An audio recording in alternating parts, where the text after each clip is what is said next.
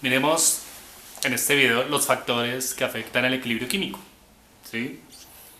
Y cuando uno habla de los factores que afectan el equilibrio químico, inmediatamente piensa en el principio de Le Chatelier. ¿Qué dice el principio de Le Chatelier? Que cuando un sistema en equilibrio es perturbado, ya sea por concentración, por la presión o el término presión-volumen en un sistema, ya lo voy a explicar, sistema gaseoso, y la temperatura, cuando un sistema en equilibrio es perturbado por cualquiera de estos tres parámetros, el equilibrio químico tiende a restablecerse. Sigamos con el mismo equilibrio del ejemplo del video pasado. Nitrógeno más hidrógeno forma amoníaco en equilibrio químico, ¿sí? Entonces yo puedo perturbar el equilibrio, la palabra es perturbar, o afectarlo, ¿cierto? Pues mejor es perturbar, porque la perturbación uno la puede modificar, ¿cierto? Por el principio de Le Chatelier. ¿Cómo? Si perturbo este equilibrio químico por concentración, por la presión, inmediatamente vamos a pensar que en un sistema gaseoso, cuando aumento la presión, el volumen también disminuye, porque son inversamente proporcionales, ¿sí? Recordemos en la ecuación de gases ideales que la presión, ¿cierto?, es inversamente proporcional al volumen. Entonces, si yo afecto la presión del sistema gaseoso, su volumen se va a ver afectado también. Pero en sistemas gaseosos. Y la temperatura, ¿qué pasa cuando perturbo el sistema? Empecemos por la concentración. ¿Qué pasa cuando yo afecto la concentración y añado a esta reacción un producto? Hagan de cuenta que tenga esto en un sistema cerrado, en un reactor, que está en equilibrio químico, ¿cierto? Y añado, por ejemplo, hidrógeno. Voy a añadir hidrógeno. ¿Qué pasa con el equilibrio? Entonces, miremoslo aquí en esta gráfica, presión en función del tiempo, presión parcial. Donde inicialmente tenemos que la presión no cambia con el tiempo. Entonces estamos en equilibrio químico, ¿cierto? ¿Qué pasa? Abro el reactor, añado hidrógeno, ¿sí? Y una vez añade hidrógeno, ¿cierto? Le Chatelier dice que el equilibrio se va a restablecer, ¿cierto?, en consumirse reactantes para formar más producto, ¿sí? Añade hidrógeno. La presión parcial de hidrógeno disminuye un poco hasta alcanzar otra vez su valor inicial. Pero como está reaccionando hidrógeno, aquí vamos a poner con azul el nitrógeno, ¿sí? También se va a consumir porque hace parte de los reactantes. Entonces añade hidrógeno que reacciona con nitrógeno, ¿cierto? Entonces por eso disminuye su concentración o su presión parcial, para no cambiar después en función del tiempo. Entonces, ¿qué se va a producir? Amoníaco.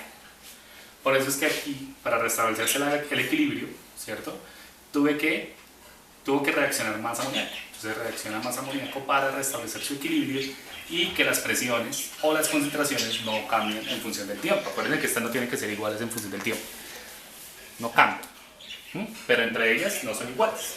¿Ya? Eso es restablecer el equilibrio químico. Que si en un sistema reversible añado reactante de exceso, entonces va a reaccionar con el otro reactante para producir más producto, ¿sí? O caso contrario, añado más producto, ¿sí? Abro el reactor, añado producto, ¿qué pasa? Pues que se va a descomponer el amoníaco para la producción de hidrógeno y nitrógeno, ¿sí? De eso se trata cuando cambia la concentración, cuando perturbo el equilibrio por concentración. Listo, eso es por el lado de concentración. ¿Qué pasa si lo perturbo metiéndome con la presión y el volumen del sistema?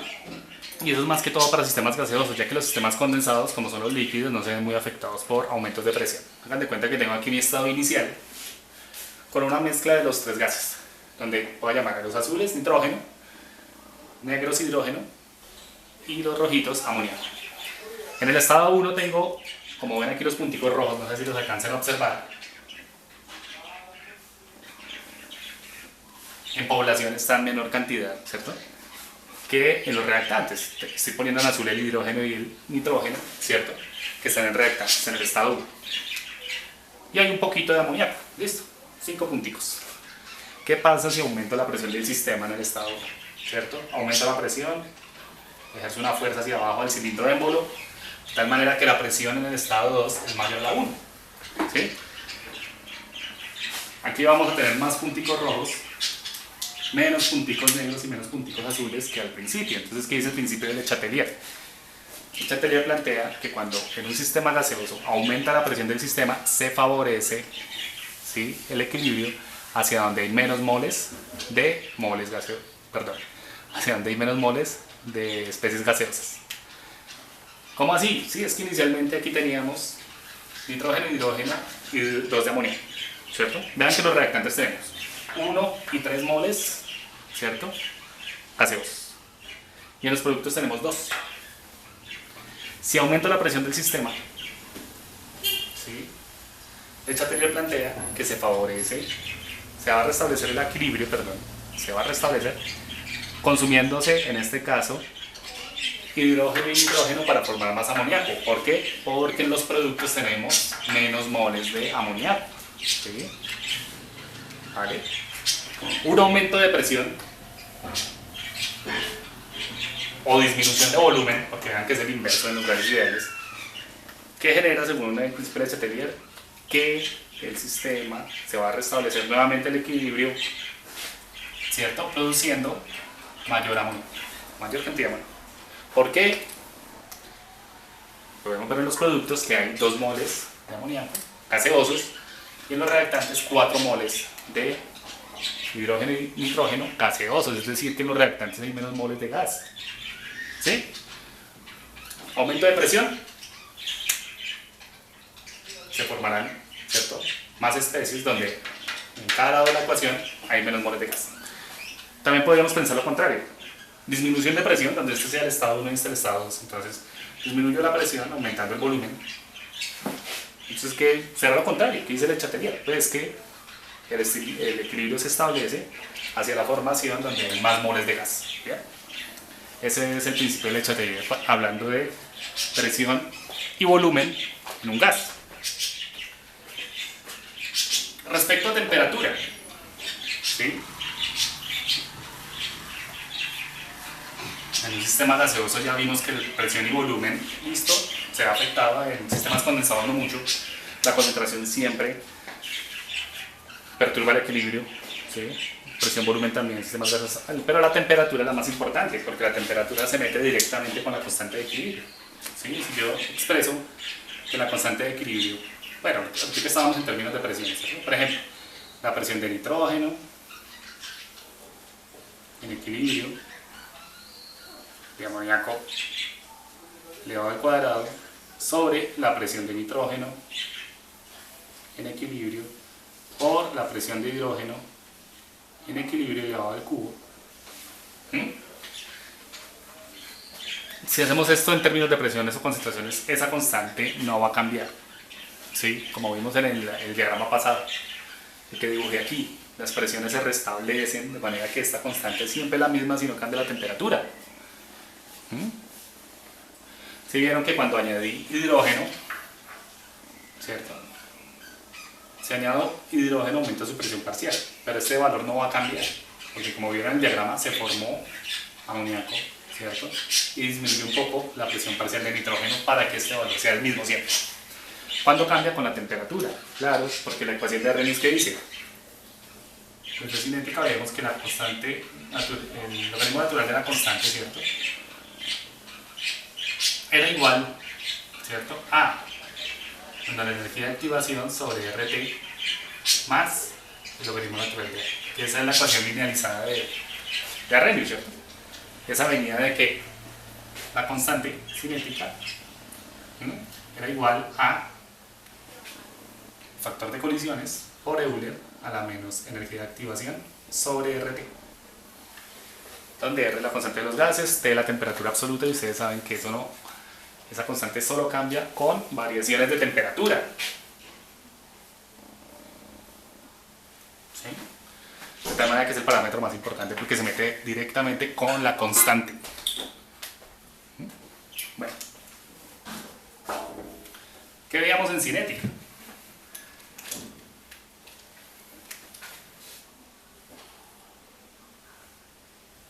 Por ejemplo, un diagrama de energía en función, por ejemplo, del progreso de la reacción, ¿sí? Acuérdense que cuando yo decía, sí, es que tengo aquí, en este caso, de energía, el módulo de energía de reactantes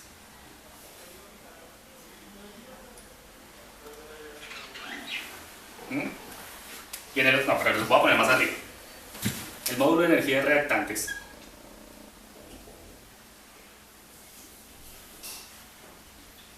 que va a tener mi módulo de energía de reactantes. Había algo que se llamaba, ¿cierto?, energía de activación para llegar al módulo de energía de productos.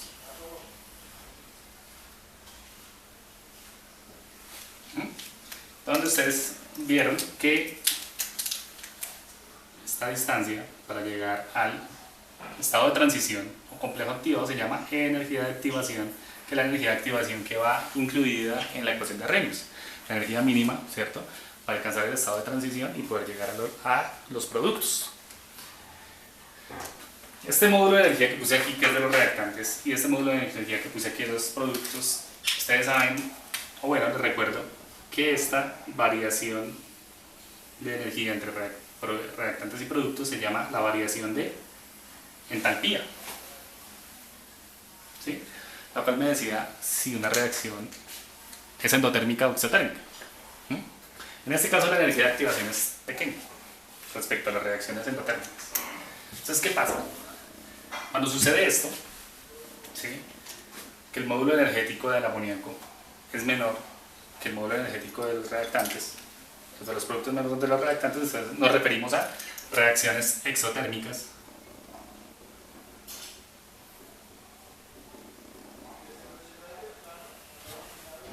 Que son aquellas que liberan energía cuando reaccionan, ¿cierto?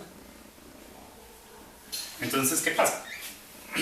Resulta que esta reacción es exotérmica, ¿sí?, porque la variación de entalpía es menor a cero. Dicen los apuntes allá de cinética y veíamos que la variación de entalpía, que es una transferencia de calor a presión constante, cuando es negativa es una reacción exotérmica. Entonces, cuando es exotérmica yo miro a ver qué pasa con la temperatura. Entonces digo, bueno, nitrógeno más hidrógeno más, perdón, en equilibrio químico con amoníaco,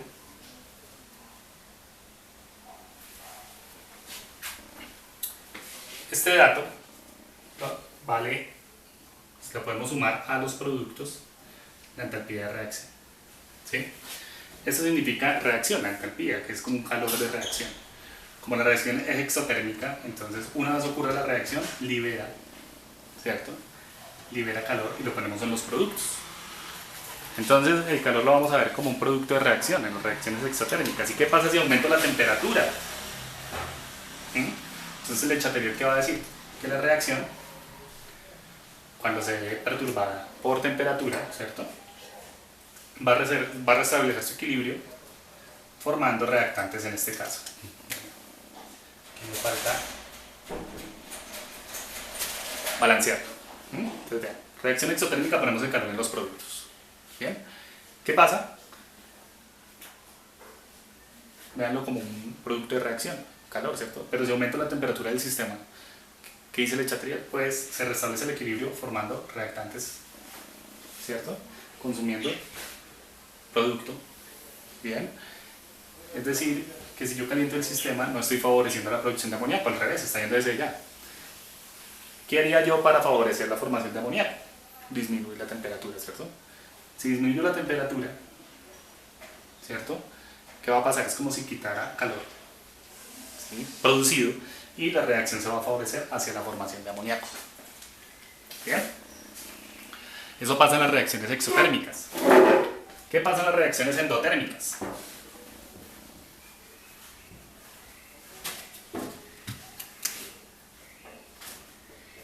A más B, módulo energético, forma C más D. ¿Sí? Entonces, para alcanzar, en este caso, la energía de activación, el estado de transición necesita una energía de activación más grande. ¿Sí? Y esto ocurre en las reacciones endotérmicas.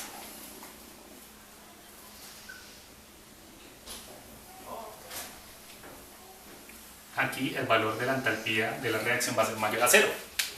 ¿Por qué? Porque este módulo energético ¿cierto?, entre reactantes y productos es mayor a 0. Al ser mayor a 0 decimos que es una reacción endotérmica, y cuando es una reacción endotérmica ponemos, por decir así, el calor o la entalpía en los reactantes. Entonces, A más B en equilibrio químico con C más D. ¿Sí? Ponemos el calor o la entalpía en los reactantes. Una reacción endotérmica es una reacción que necesita, ¿cierto?, una transferencia de calor. Estoy muy torcido.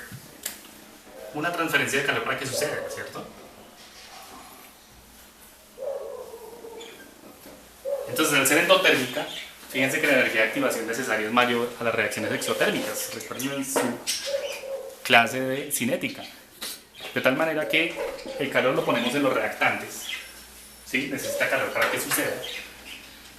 Al aumentar la temperatura de un sistema, favorezco la formación de productos. ¿Sí? Entonces el Lechatevier dice, si en una reacción endotérmica donde la variación de entropía es mayor a 0, aumento la temperatura, ¿cierto?, entonces se van a consumir reactantes para formar productos para restablecer el equilibrio. ¿Bien? Recomendación, siempre que piensen en temperatura, vean el calor o la variación de entalpía, ya sea como un producto en reacciones exotérmicas, las cuales liberan calor, o como un reactante en reacciones endotérmicas, ¿cierto? Y de esa manera ustedes pueden más o menos saber hacia dónde se va a restablecer nuevamente el equilibrio según el principio de Le Chatelier. El principio de Le Chatelier, muy importante para entender esto del equilibrio químico.